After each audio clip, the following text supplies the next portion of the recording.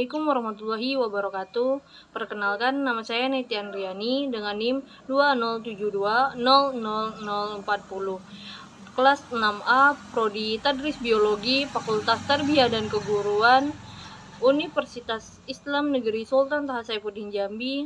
Baiklah, di sini saya akan membuat video analisis artikel tentang hemofilia. Baik, di sini saya akan membuat video dengan mata kuliah genetika dengan dosen pengampu dengan Ibu Diandra Waziza, MPD. Nah, ini contoh jurnalnya, yaitu tentang hemofilia, suatu kelainan pada faktor pembekuan darah.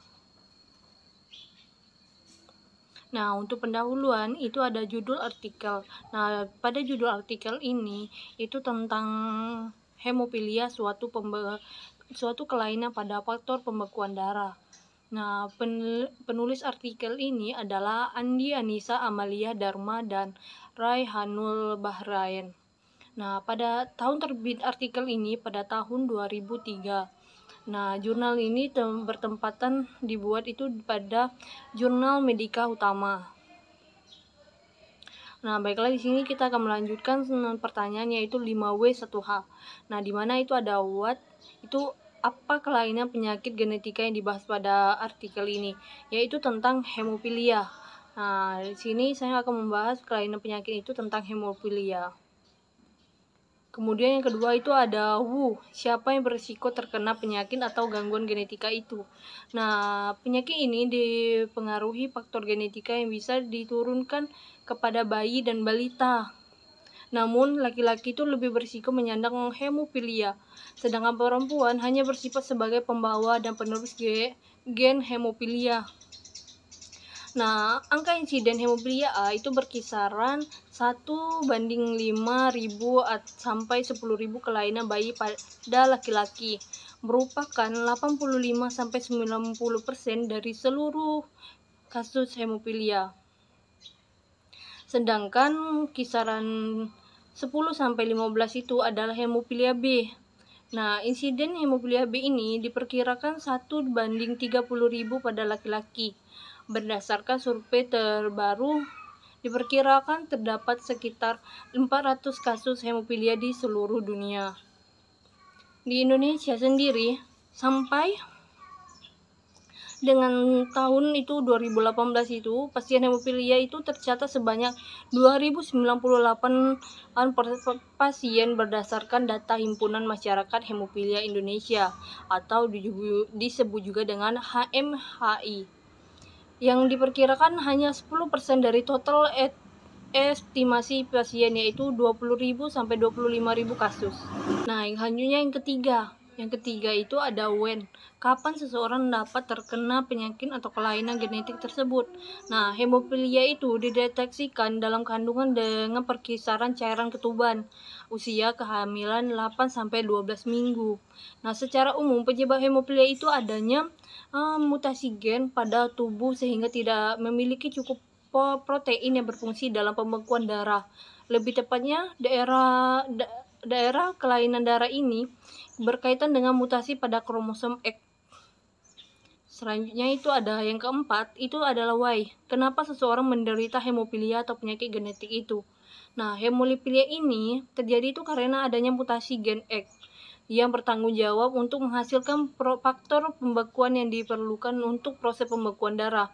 Nah, kromosom X ini memiliki beberapa jenis gen yang tidak dapat dimiliki kromosom Y. Laki-laki yang mempunyai kromosom X, sedangkan perempuan memiliki 2 kromosom X, sehingga terdapat masalah pada kromosom X pada laki-laki.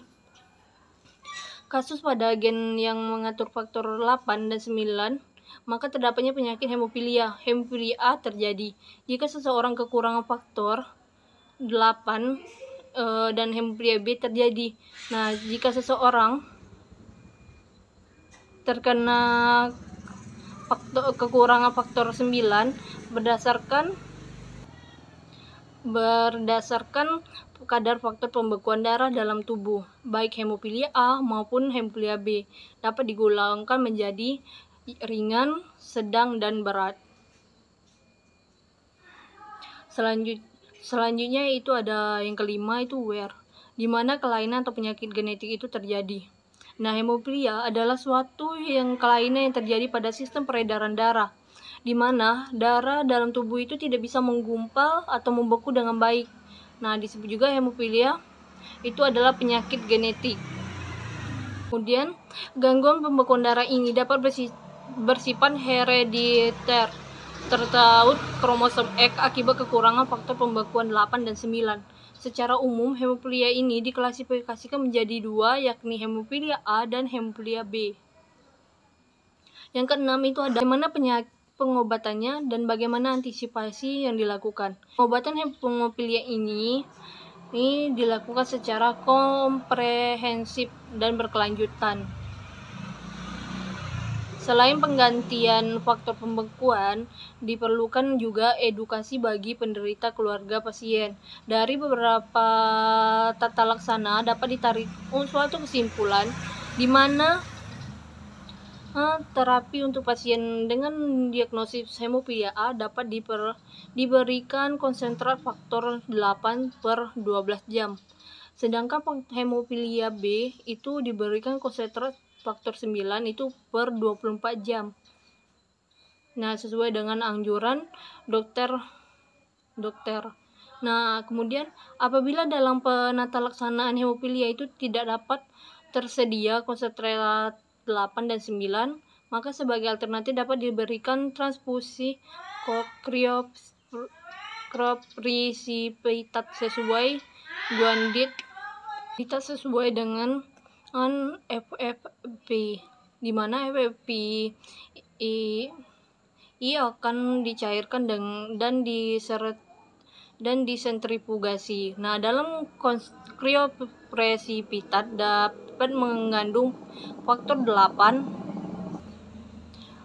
8 sebanyak 3-5 mili, faktor von Willebrand faktor 9 dan faktor fibrinogen. Kemudian bagaimana antisipasi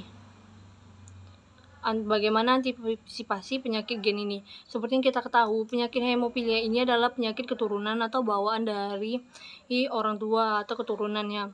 Nah, itu tidak bisa diantisipasi, tetapi kita bisa juga menghindari supaya kita itu tidak terjadinya pendarahan. Dan karena kan hemofilia itu kan tidak bisa pembekuan darah. Nah, cara kita antisipasi biar kita tidak terkena luka itu, kita tuh menghindari kegiatan yang berisiko.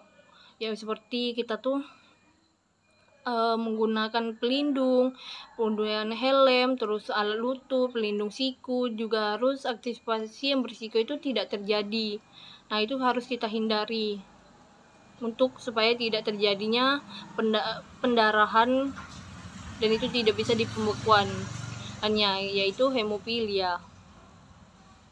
Baik, itu saja video saya sampai hari ini. Semoga bermanfaat. Lebih dan kurang saya mohon maaf. Saya akhiri, wabillahi taufiq wal hidayah. Wassalamualaikum warahmatullahi wabarakatuh.